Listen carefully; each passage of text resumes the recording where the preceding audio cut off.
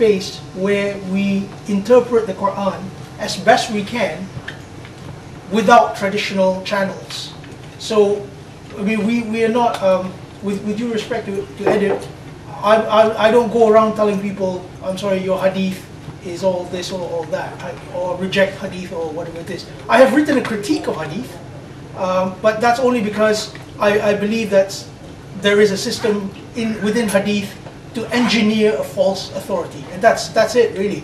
But what I do think is that Muslims should read every source there is. I mean, Edip mentioned Chinese proverbs. I agree. I think Western philosophy, Chinese, Eastern philosophy, political thought, we should read them and we should reflect it back to the Quran. When we do that, we will get a better understanding of the Quran. I mean, in my experience, when I first came to London, I didn't realize how active the communists and socialists were. And I found their activities very enticing. You know, they have a very great vision. You know, they are really people with a proper articulate vision. And when I went to their seminars, their talks, and their rallies, I had ideas which I then put forward to the Quran.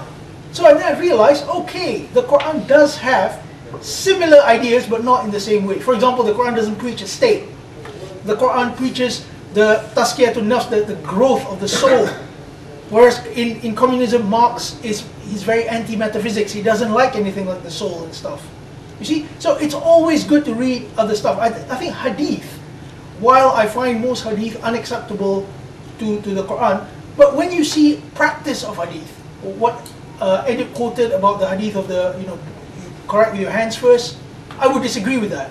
But there are hadith, for example, which talk about compassion and so on, and I don't really have a problem with people who believe in that. To me, we are all trying to find truth, and you can find truth in all channels.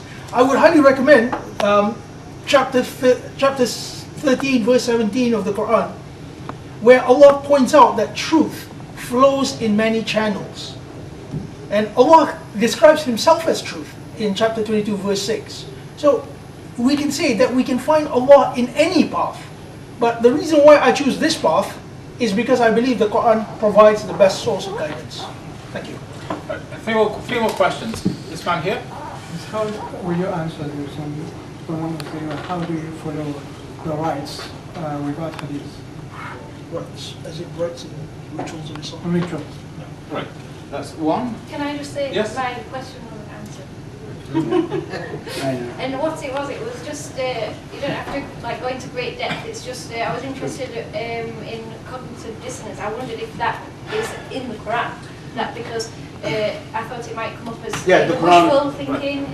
What Arabic word would you say that is? Because I noticed in your translation you had wishful thinking down for hawa, which is sometimes used for desires, and also amaniya. So I wondered which one you would Okay, cognitive dissonance. Not yet. One more question?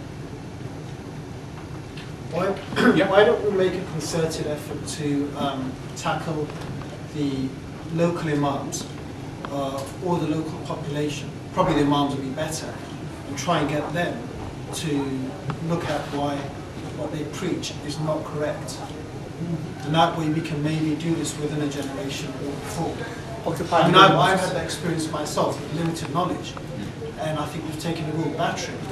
And yes, I've been abused during that process, but it may change someone's belief. And if it changes one local imam's belief, it could have a really good effect, a knock-on effect on the people that follow it. You want to start? Yeah. Right. Yeah. Okay, the first is questions regarding rites and rituals. A bit about the Quranist Network. The Quranist Network has people of all sorts of approaches. So we actually had a discussion called Quranist Network Salah discussion, which we had actually in the next room about 4 months ago. And we had a multitude of opinions. People thought what they thought about rites and rituals. And again, we go back to the vertical and the horizontal. Yeah? The rites and rituals are between you and God. Personally, I don't see any rites and rituals in the Quran, but I respect my brothers and sisters of any denomination in Islam who do, as long as they don't force it upon me. It's not something which you can force on someone else. It should come. Maybe if you believe in it, then do it. If you don't believe in it, then you should be free not to do it. Tackling local imams, I can't agree more with you. There's a chap who's I think Oscar? Yeah. Bukhari? Is that who you think of? Sorry, who? Oscar Bukhari? No, I'm actually thinking of this chap called Shamsuddin Wahid. He's a friend of mine on Facebook. I've never actually met him, but I read his blog all the time. He is so open-minded. I mean, he came to know me by reading my blog, and my views tend to be quite marginal on some issues, like the issue of prayer, for example. So he emailed me and said, "Oh, this is very good. Thank you so much for this. I will add this to my understanding." He believes in 5 times a day prayers. And I thought, great, take what you can, and what you don't find useful, leave it. But he is a local imam. So there are local imams who can take whatever they can from the reformist movement and improve with that. They are not without reach, I mean, there are some fundamentalists among them, agreed. But I think the majority of them are just trying to be religious functionaries for the people. So yes, I think it's so worth it to speak to them if we can. Thank you. Edip, can you start with cognitive dissonance? Yeah, cognitive dissonance means you are not really reflecting on yourself. You are saying something, but you are doing something else, or you are contradicting your own thing. The Quran says they think, "Wallahi Rabbina wa ma kunna mushrikeen." Oh our Lord, we were not polytheists. There is cognitive when you say God and Muhammad and this, even the statement of unity. You say Allah la ilaha illallah, and then Muhammad Rasulullah. The second you make duality, there is cognitive dissonances. When I ask you, I am monotheist, well, you may just do to this, do to God and Muhammad. You cannot stop with God, you need to add Muhammad. Or many other things, like someone goes to the church or must say peace, peace, peace. And that person votes for warmongers, for more military. There is cognitive dissonance. Sings peace, but helps more wars, bloody wars. Therefore, this is the Quran mentions many times. If you don't have self-criticism, if you are part of the crowd, groupthink, and follow them, you end up with that. As far as why my stand is against hadith so categorically, I reject. There are many reasons. I will not be able to mention. Here is my gentleman is counting seconds. Therefore, I really, if you are interested with that, there is an article, White Threshold Hadith. I count one by one the reasons for that. Why I am so adamant about it. These are the sources that betrayed Islam. I don't want to even give them credit or honor by referring to them in order as a source. But as a scholar, you, as a curious person, you can look at it as an archaeological stuff, as a story, maybe reflecting the language of the time, the culture of the time, how people made up stories, lies. Absolutely a good study archaeologically. But as a source beside the Quran, in a glorified way, as kind of Prophet Muhammad's name under it, that's the biggest trouble you will enter. You will never end up from backward Islam. The mullahs will take over. The moment you give one hadith, you will come with the second one. You will not have any reason to object that one. You say, this is also sahih. You will be in contradiction. And rituals rights, I want to address that. Until now, when you say Quran alone, you say, oh, you list some of the contradictory hadiths, nonsense. They say, what pray in salah? How can I pray according to Quran? Well, it implies that hadith books explain how to pray. The biggest lies. So far, many people believe that, including even me until recently. Well, first of all, hadith books do not have a video clip of Prophet Muhammad that he is praying, first of all. And second, according to hadith book, I challenge any mullahs, any imam, you cannot pray at all.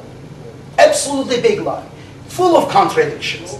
Even there are according to Mazahib, some of them that nullifies your prayer, the other not. For example, one example, if a woman passes in front of the prayer, nullified, but how many meters? Someone says it should be 3 yards, the other 40 yards. They contradict that. Ablution, what nullifies? Well, touching woman's head nullifies, or blood nullifies. Many. Or in the prayer, well, how put my hand? This is the biggest stuff. God says, stand. Well, I don't know how to stand. Goodness sake, when you go to in front of the train line, getting ticket, if someone tells you stand here, right in, do you ask them where do I put my hands? How many feet should I keep open my feet? And they discuss these issues. Goodness sake, how you stand? If you want, stand on your head. That's okay. But they become demanding the details that not necessary, that the Quran doesn't mention. In fact, the Quran warns us in chapter 2, like the Jewish questions about the heifer, the color of the heifer and stuff, because through this detailed question, the rabbis or mullahs created business for them. The more silly, stupid question, the more silly, stupid supply of answer, and you have a system. It is complicated, no one can understand. It's not simple, it's complicated, you need to go there to that. Therefore, when I look at those, one more thing about, according to these books, some of them say, in Fatiha, for example, you cannot, after Fatiha, you don't recite any Zabur Surah, any other verses of the Quran. In Muslim, is one of the Bukhari, together with the Bukhari, they call Sahihain. In Muslim, but it doesn't hadith says Prophet Muhammad recited Fatiha and then bow down. But in others, say he recited other chapters. And then they make up stories how this could be. First of all, it's obvious they added later because to make it more difficult to lead people prayer. Because if you have, besides Fatiha, other chapters, an individual who is bread maker, who is a tailor, who is kind of working people, they will not be able to memorize all these. You need to have a professional people to lead prayer. They will recite in Arabic. You need to require Arabic. God only understands Arabic language. And then here you end up with a professional clergyman. And one thing about that, in Basmala they said, in Basmala, in some sects, some hadiths, reciting Bismillahir Rahmanir Rahim before Fatiha is prohibited. Is innovation, it is sin. Imagine, this is the first verse of the Quran, the most repeated in the Quran. There is hadith, and in some sects they don't recite before Fatiha Bismillahir Rahmanir Rahim. But they added Ameen, God, from Christians later. Incredible. Therefore, according to the Quran, I believe that it is mostly mental, it's remembrance of God, communication with God, and leaving the world around, saying, declaring to God our allegiance, and asking help, guidance. Not really specifically help me to marry that girl whom I am in love. Maybe that girl will be trouble for you. Please don't kind of go specific. But communicating with God, remembering the purpose of life, and I do think there is physical part of it which is very clear in the Quran, but not necessary component. Because, for example, ablution, water. If you do not find water, says, just have intention, tayammum, touch something and do. Means mental preparation. Therefore, ablution is not part of the necessity part of the prayer.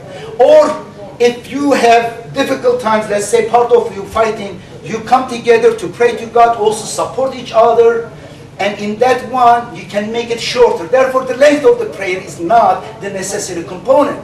Or, you do not have a place to pray if you are riding, say, rukbanan wa rijalan. If you are walking to some point, you have work, or you are riding in the car or on the camel, if you are doing that, say, pray that time. Therefore, bowing down and things is not necessary component, but if you can do it, do it. I think it is, we are both mind and physics. There are many good reasons why it follows. Therefore it's not, but only time the Quran says, do not observe salat prayer is the time that you don't know what you are saying. If you are intoxicated, you made a mistake, you drank, and then you don't know what you are saying, because praying فَأَقِمِ الصَّلَاةِ لِلذِّكْرِ, to remembrance of God, your Creator, and you don't know what you are saying, well, this is the most important thing in the prayer. Do not pray. The only time the Quran says, وَلَا تَقْرَبُوا الصَّلَاةَ وَأَنْتُمْ سُكَارَى. And that's interesting. This is the necessity, but this is the one most violated by so-called Sunni Shia. They go pray, they have no clue what they are saying. In the prayer they say, إِيَّاكَ نَعْبُدُ وَإِيَّاكَ نَسْتَعِينُ. We serve you alone, we ask help from you alone. Please don't confuse this asking help from doctor or this, because the following context says the help is about guidance. إياك نعبد وإياك نستعين اهدنا الصراط المستقيم. Guide us to the right straight path. Therefore, no one you will ask help for guidance. Only God is the guide. That's important. No one will have the key to heaven for you. And You want to ask the question about the imams? okay. Engaging with imams. Okay, engaging for imams. Okay. Okay. Engaging with imams. In fact, I engaged with one of the imams 2 years ago when I came here. I had, in fact, in this Muslim institute, not here, there was another room. Upper house. Oh, you remember his name? You were there? That's where we met. Oh, you were there. Okay. And what happened? That was interesting. I saw you were there as well. Yeah. Okay. What was his name? I can't remember. Okay. There was an imam there. There was also Ziauddin Serdar. I had heard his name. That gentleman was there. And then I start talking about Islamic reform, gave some examples. This imam, negative statement, started all wrong and stuff because he started distorting the meaning of some words. I think it was about ummi. Me. He said about ummi, and then, well, I started Socratic dialogue with him. In fact, I wrote it down in a report where it was. And then he fell into big contradiction because he was on the wrong side. And he didn't have the honesty or courage to say I'm wrong or give me time I study.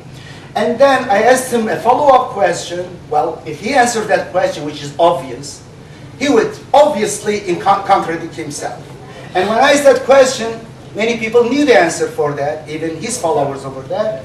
He couldn't answer, and then not me, one of person over there, perhaps he was respecting him, he said, then if you cannot answer this simple question, then who are you? Why you are interrupting him? Get out, he said, and then he left the room. He was kicked out by this person. I didn't like it. In fact, I felt bad for him because his personal things, I didn't want him to be in this way live, but unfortunately, this is the thing. I have discussed with imams. I went, it is in documentary, will come. In New York, I met Shamsuddin. He is the imam of a mosque on 19th Street, the biggest mosque in New York. And he didn't know who he's encountering. We were doing documentary. I sat down with him nicely. I was much nicer there than here. And then I started interviewing him, discussing nice questions, nice smile, big smile on his face. And we will come to Hadith and Sunnah. It's recorded professional at that time. We're sitting on chairs in front of Mihrab. And then he started having problem. And he noticed. And then he looked at me and said, are you Quranist? And are you kind of this? So I said, that's not important. I said, can you please, let's discuss this issue. And then he stood up, this smiling person got very angry. He threw his things, he yelled at me. He left his own mosque. While going and exiting the door, he looked back too. I was sitting here. And this is one another encounter. In Turkey, I had on TV many live debates. One of them was the head of religious affairs, the former head, Dr. Süleyman Ateş. It is on internet, you will see this debate. And it really made big things. Before that, another debate in Turkey, for 1 month people discussed. In fact, one debate, after our debate, the head of current, that time, religious affairs issued a press release says, those people who are not employed by us should not be allowed to talk on this media so much because they were kind of afraid. And this guy engaged with me. In fact, some of the things that we discussed, he couldn't look at me in the eye, discuss in terms of like Socratic way. He questioned me, I questioned him, and he got very uneasy, chips on shoulder. He left twice. Each time the host would go and ask him, please come back, and host would come in, please be lighter on him. And I became so light on him that was part of the discussion. We were about 19, and he claimed in front of everyone, millions of people, he said, Bismillahir Rahmanir Rahim have 21 letters. And on the board, it was exactly 19 letters. And I wanted to be nice. I don't want him to escape the third time. I didn't correct him. I just shut up. This is my experience with them. They cannot really stand, but I would welcome them. I wish we had one of them or any of them. I challenge them for this. And we should engage them, not necessarily to put them down, no, not at all. Some of them are very nice, honest people, but some of them are not. One more thing. in Kazakhstan. In Kazakhstan, where those people in Kazakhstan, there is a very group monotheists and follow Quran alone, and they had a little conference. They wanted me put me together with some big imams, and they couldn't kind of short time notice. They wouldn't put my name because I knew that they wouldn't accept it. They did some trick. They invited someone from United Kingdom. I think we didn't put that one on the net yet. Isa. Have you heard about Isa? Whatever. He's a very articulate. I loved him. He was a DJ, Pakistani, beautiful English, articulate, comfortable, 40 years old, something, young man, younger than me. And he came over there. He thought that he's going to preach to a group who are just following him. In fact, that group invited me. They were Salafis before. They found Manifesto for Islamic Reform on the internet. It just changed them dramatically. These people were very kind of elite in their, very highly educated. Saudi Arabia is doing a lot of work in those countries to promote Salafism. They became Salafi for a while, and later when that, they changed. They invited this guy, he came there. In fact, some of them were acted like their previous ways in order for him not to feel alien there. In fact, they were cheering for him perhaps more than they did for me. And then we had debate, discussion. It was fantastic. We recorded.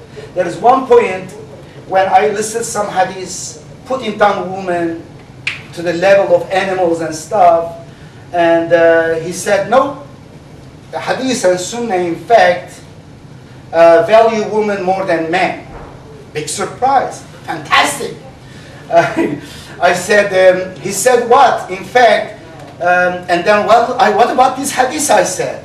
If in front of the prayer, a donkey and a pig and a woman passes, your prayer is nullified. This hadith put women in the category of pig and donkey. No, no, no, no, he said. This is not pig. It is a dog and donkey. Fantastic. And this guy a moment ago said, hadith is like kids. Do you know cognitive dissonance? Exactly. People start laughing. They couldn't cheer for this. It's unbelievable stuff. He was correcting. Thank God I made that error. In fact, it was not an error. Later I found that there are two versions of hadith. In one of them it is dog, donkey, and woman. In other one is donkey, pig, and woman. And he remembered one version. He corrected me based on the other version.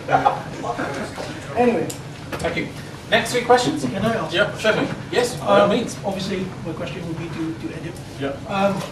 Edip, in the project of Islamic reform, I've seen you use now the term monotheist to describe yourself, yeah. And you have associated it with following the Quran alone. Now, using a deduction, this would mean that those who do not follow the Quran as the sole religious source are considered to be polytheists. Would you then think that this would affect your project of Islamic reform because you only see Islam in one way, which is the Quranist way, whereas the Quran actually allows for diversity of paths. It does not put forward itself as the sole source, but rather the sole criteria. Okay. There's a difference there. Good question. First of all, Islamic, based on Quran alone, doesn't stop me from being peaceful and work together with those who are polytheists, for those who are Sunnis and Shiites. Just the other way around. Following the Quran alone tells me to be brothers and sisters with others and have rule of law above even religious unity, because the verse in the Quran says Prophet Muhammad says Prophet. They group as, yes. Sorry, to be very clear, okay. If you call people polytheists, then the Quran calls them aduwwun mubin, clear enemies. Okay. You can't work with them. No, polytheists, some in the Quran, they could be friends. You will have no. It is the polytheists who are in fight against you. Absolutely, the Quran distinguishes between them. So you're calling fellow Muslims as polytheists? I'm not calling fellow Muslims. I have that the Quran gives me criteria. Is my understanding. If you want to try to make me like you as fundamentalist as I am, correct?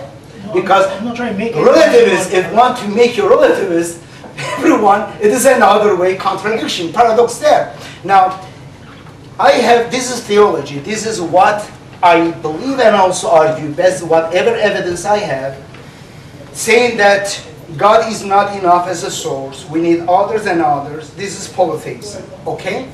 You could be a polytheist, another person. I have no problem to live a neighbor, share many things together, work together, but it is between me and God. But if you care about eternal life, if I care about eternal life, we should be able to discuss this issue. I am convinced me that I am wrong, not based on pragmatic reason, because pragmatically I have no problem. I will be as part of the society, not discriminating against another person based on his belief or lack of it. Therefore, there is no problem. But it is a matter of eternal salvation. If the book given us a criteria, if I see that criteria, that is important for me and for any other person who is interested. But do you acknowledge that you are also a subjective reader of the book? Do you acknowledge that you are subjective reader of the book? Of course. That you could be wrong in this insistence on relativism, kind of so-called we cannot be? Hold on. Firstly, just to clarify, I do not insist on relativism. Well, right now you are imposing on me trying to. No, I'm not. What I'm saying is, my position is that I am a human reader of the Quran. I'm constantly going back to the same ayat, trying to get as much as I can. But when I say, okay, well, I am a monotheist, and those who don't see it my way are polytheists, then I have put myself on par with Allah. A question for you. Is there... So I haven't finished yet. Okay. Yeah. Because it is Allah who has the final say, and He is the final judge. So what I'm doing is, I am judging peaceful individuals based on their experiences as polytheists, when in fact they are peaceful individuals. Okay, that means for you, the Quranic statements about monotheism, about monotheists and polytheists, they are all irrelevant, useless and meaningless, and they have no use. No, that's not true. What are they? Okay, what is monotheism according to you? Would you quote a particular verse, because you said that? No, what is monotheism according to you? According to me, monotheism, accepting God as the only soul of salvation for eternal salvation, source of law for eternal salvation. And that's it. And if someone says, no, you need also follow the stories, Prophet Muhammad's statement of Ali and this, and according to Quran, to my understanding, which I think I have evidence, it is polytheism. I think that's brilliant. When you say, I think I have evidence, that's brilliant. When you say, according to my understanding, that's brilliant. Should I say, I don't think, therefore I am right? No. Of course we think all the time. I don't need to say it, correct? No, what you should and say... And this is water, and I'm going to drink water. I don't need to say, I think this is water, I'm going to drink water. No, but you see... It is, and I think it at the same time, correct?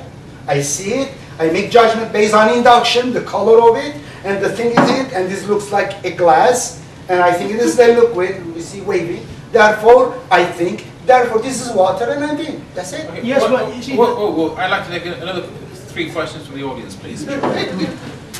Yes? You mentioned that in terms of the Islamic reform being a project. Me? So, yeah, you mentioned the project of Islamic reform. I know I've got a theme to all of my questions, but doesn't a project need a project manager or some type of management of the project?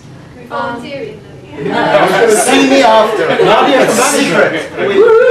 I would just like, this group of people that we've gathered here today, I would like us to be able to step out of here with something pragmatic that's not just for the sake of it, but something that is going to move us in the right direction, if that's what we want to do. Beautiful. Thank you. Next. There. Yep. Not to outdo either of the two fantastic projects, but my understanding is from the Quran that anyone who believes in one God, regardless of that God's name, but one God, not 3, 1, whatever, and attempts to lead a good life, believes in the hereafter, is a Muslim. Always someone who, inshallah, may get paradise. Secondly, with regards to trying to invite more people, those who might be Sunnis or Shias, to Islamic reform, it's just like someone being sort of, with regards to political parties, someone being a Tory or being a Labour, but at the same time having some green credentials. So I think Islamic reform is something that lots of people, Muslims from different sects, although I don't agree with the sects, but also non-Muslims could come together, because I think from my research and understanding of the world, I think it's a beautiful system, and one that is fair and equal to everyone. Anyone? Just to support that, I think the issue is social reform rather than social and intellectual reform. And there'll be a fault line which goes between the extremists of Christianity and Muslims and those reformists within the Christian religion or the Jewish religion and the Muslim religion. And they will probably end up with more in common with people in other faiths that are like-minded in terms of reform than they have with the more extreme brethren who, at least nominally, are part of the same faith. I'm going to take 2 more questions, because I think then when the speakers respond, that will be the end of our time. So 2 more questions, anybody? These are the last questions. Yeah. So my first question was an answer when you said about the people.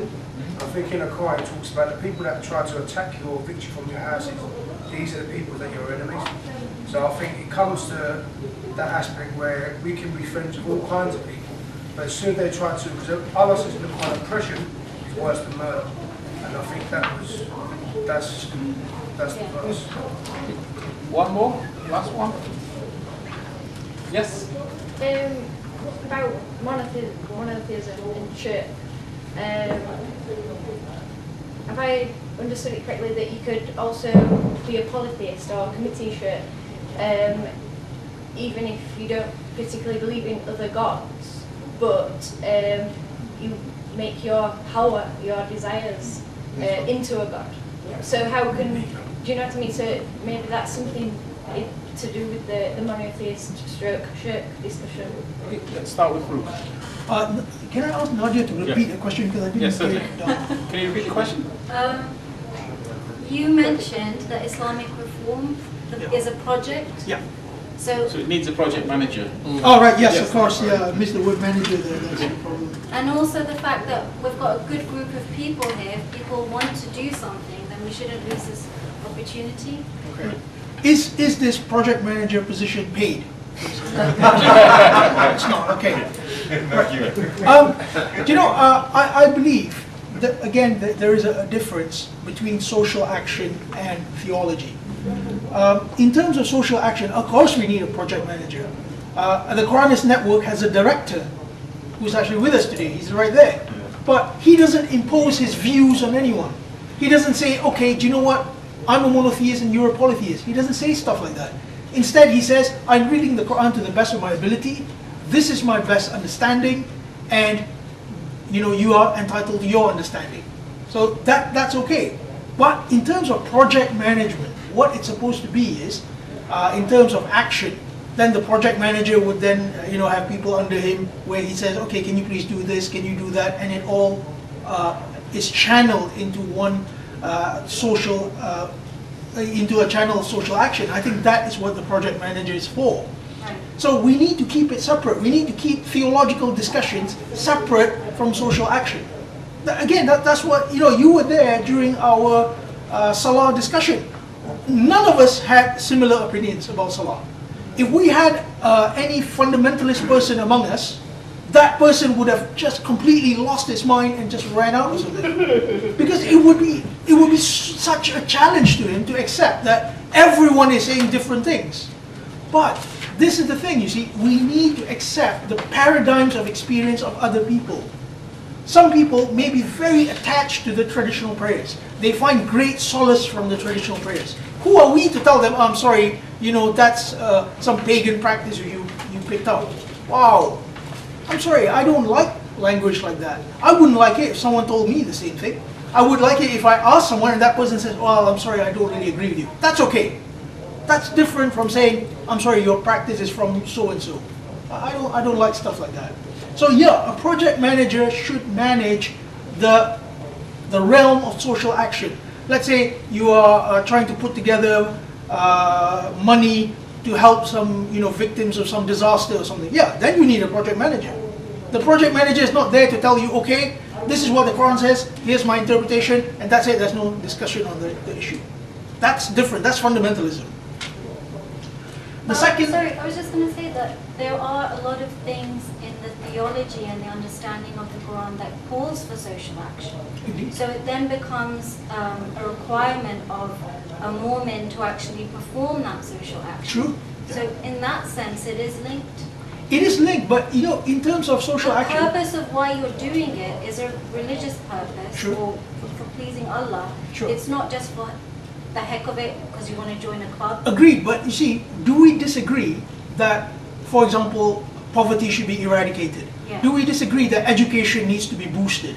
We will never disagree on that, despite the fact we disagree on what salah is. Right. You know? Yeah. On a practical level, there is very little disagreement among all reformists, whether they are Quranists, traditionalists, or mystics, or whatever. We all agree on the same thing. Why? Because it's And a, also, it's a No, can I leave it to the speakers, please? because I do believe that these are human values which we hope to realize, you know, and that is something so universal, we don't really have any issues with it. As I said, Edip and I can disagree on 19 theory, but in terms of Islamic reform, he spoke 90% I agree with it. I agree on the dogmatic attitudes. It's only I disagree with some of his, you know, language issues maybe. In the case of one God is one God, yeah, where we discuss monotheism, the Quran is so clear on this that, you know, the Quran says, "Qul huwallahu ahad," say He is Allah one. But in terms of the perception of Allah, we need to allow for different understandings. Take, for example, the deists. They believe that God is a distant God who operates through His laws. Now, for some people, for dogmatists, they may say, okay, well, this is kufr. That's the problem, you see, that's the problem. When you start saying, okay, your theology is kufr, my theology is okay, and so on. I spoke to some Christians, and they said, well, you know what, I believe in one God, and I believe that Jesus came to bring the message of peace. And in that sense, He's the Son of God. I'm not going to start saying, okay, well, you know what, dude, you're going... No, I would never do that. Because language only precipitates an internal experience. Your interpretation is what is formed inside you.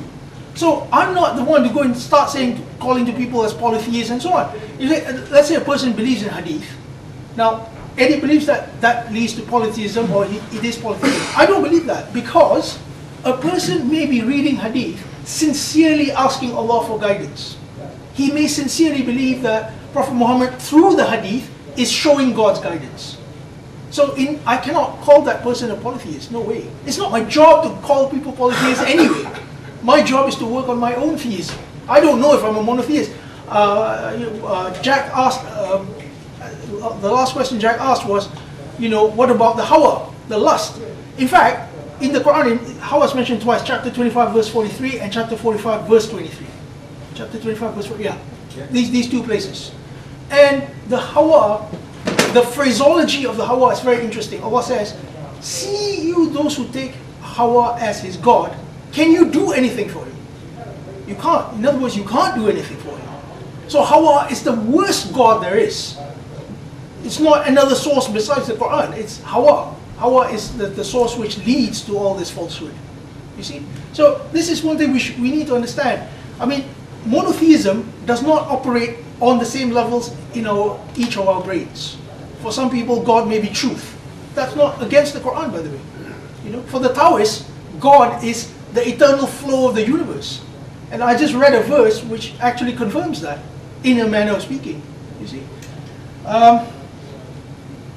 I think Mark mentioned about befriending those who disbelieved. Now, if you read the Quran, this term kafara, to conceal, or people call it kafir, Edip calls it ingrates, etc. These people are not judged based on what text they choose. They are judged based on their action. You will find the first definition of kafir in the Quran. That's chapter 2, verse 6 to verse 20. It's a very lengthy exposition on the kafir. It is those who cause mischief in the land. They are mufsidun fil ard. They're causing mischief in the land. So we cannot say, okay, well, you know what? Everyone who doesn't believe as we do are kafirin. That's not how it works. Rather, we need to see their behavior. Are these people actually causing mischief in the land? I'm really sorry, but you know what? People of other faiths, the majority of them are peacemakers. You know, I think one of my nicest neighbors is a Christian, and I'm so sorry, I cannot call that person a disbeliever, because that person is actually reliant upon the source of peace, who cannot be anything but Allah. You see? So, can I mention one thing? Just go back to the Quran. Let me This is read the best source. Apathy. Says they did not enjoy one another from committing evil. Miserable indeed is what they did. Pagan, then that's 579. 572. Pagans indeed are those who say that God is the Messiah, son of Mary. The Messiah himself, O children of Israel, you shall worship God, my Lord, and your Lord. Anyone who sets up any idol beside God, God has forbidden paradise for them, and his destiny is hell. The wicked have no helpers. So, when you say that Jesus is Son of God, you are committing the wicked sins against Allah himself. And he said that you have to correct this. Otherwise, you are committing apathy. The only thing we have to remember is to save our own soul. So we have to be very, very careful when how we mention this. Because we have to go back to the Quran. Thank you. Now, you've got the last 7 minutes. We're going to stop it. No, you can't. I understand we've got this thing down, and I'm trying to understand this kind of. Okay, you're going to ask, discuss afterwards, but Edip's got the last 7 minutes, then we close. I think gentleman brother Farouk is confusing some important distinction between agreeing or allowing. He's confusing those and therefore creating this problem. We don't have any power given by God to stop someone being polytheist or believing doing things wrong or committing sins, as long as they are not hurting someone else. It is different than agreeing. You don't need to agree with polytheists. You can say that this is polytheism, saying Trinity is an insult to God, but you have all the right to believe that, to worship that. In fact, for your of believing that you're right, I will defend your right for having freedom to believe in that. That's important distinction. In fact, it is confused regarding the controversy regarding homosexuality. You may be against oppression of homosexuals by the government, or these are citizens, they're against their discrimination, but still you may disagree with their lifestyle, you may still consider it as abnormal, you may not want your children to be taught that it's okay to be homosexual, nice thing. No, you can say homosexuality is wrong, it's perversion, but I disagree with that lifestyle. He might disagree with mine too, as I am disagreeing, but in his own, he should be able to free and not be oppressed because of that. There are two different issues. When you confuse them, you mess up everything. And therefore, the Quran is very clear about what is monotheism. I want to kind of clarify something. When we say Quran alone, I have gone to Unitarian Universalist Church nearby my home. I found at home, I had no problem with any teachings they had. They had monotheism, and they were promoting goodness in society, righteous things, help, and fantastic stuff. And the Quran, as you mentioned, what's your name? You mentioned the verse, chapter 2, verse 62. It is about believing one God and knowing there is day of judgment, you will be responsible for your own, and doing goodness, following with actions, which is, we cannot discover them without the book. Again, we don't need really the book to tell us murder is bad. We are given enough reason by God, Ruh and Aql, through that it will emerge when we come that it contradicts with your purpose being in society. You came for your safety and increase your utility. You cannot kill someone else because your life will be at stake, at risk, or your children's life. Therefore, it is contradict your purpose. And therefore, when we go that is about, I have my own thing. It is one God. If you say Trinity, it is absolutely wrong. I can discuss that, but I will allow. I don't have even right to say I allow you. You are allowed by God to say the opposite. Therefore, the Quran says, whoever, let them believe or let them reject. We have MPJP, which promotes Muslim for peace, justice, and progress, promotes goodness society without this theological stuff, arguments. We have 19.org, For we have this theology of the Quran we discuss or we promote, and also we have Islamic reform, which is more diverse, and this gentleman also participated in our conferences, and hopefully next conference we are either thinking in India, international conference, or in Toronto. When I go back to the United States, inshallah, we'll make decision about the venue, the place. And I would like to see you after Two more this minutes. meeting. I'm done. Thank you. See you, inshallah. Thank you. In that case, can we please thank the speakers?